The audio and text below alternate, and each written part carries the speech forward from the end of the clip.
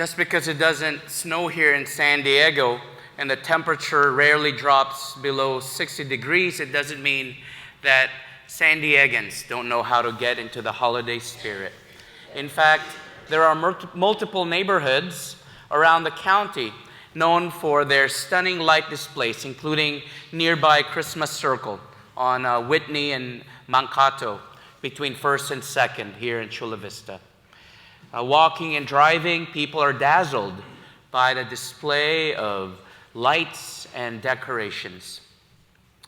Compared to our humble Christmas decorations here at St. Pius, repaired, reused, and recycled on a shoestring budget, were no match for the bright lights and dazzling decorations. But is that so?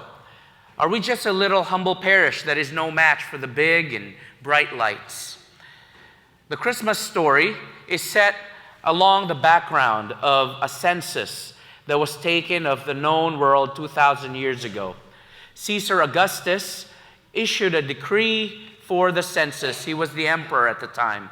And Quirinius was governor of Syria as well. Those two were big names at that time, and they wielded power and control. Then came along two insignificant people, Mary and Joseph, who had to come to Bethlehem for the census. And Mary was heavy with child. Then the time came for Mary to give birth, but with no room in the inn, her child had to rest in a manger. So with the census happening in the background, that child, born of insignificant parents, would seem to be an insignificant event. Have you ever wondered when babies are born, how much the child weighs? Well, one of the things to do is, we weigh them so as to know how well developed and healthy they are. So what do you think is the weight of the baby Jesus? I know it sounds like a weird and odd question. What's the weight of baby Jesus? Is that even significant at all? Well, the prophecy of Isaiah says that a child is born for us, a son given to us, and dominion is laid on his shoulders.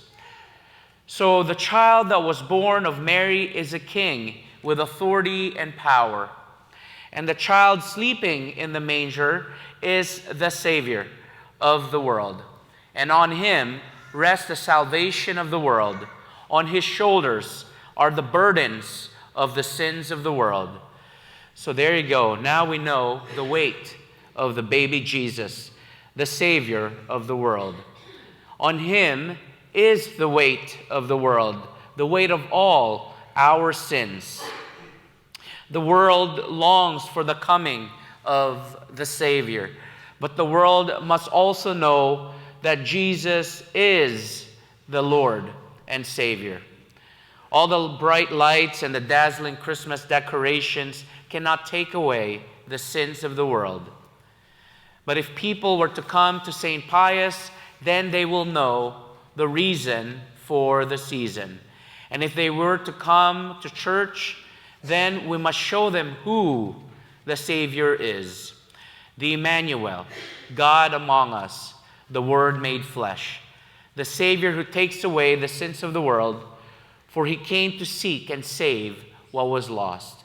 Our faith is first and foremost a faith in a person, Jesus Christ. It's not a faith in a set of doctrines and writings, but it is first and foremost a who we believe in, Jesus Christ, our Savior. May we who believe that Jesus is our Savior and celebrate his birth announce to all peoples the good news of salvation, so that glory will be given to God in the highest heaven. And may Jesus grant peace to all who seek forgiveness and salvation.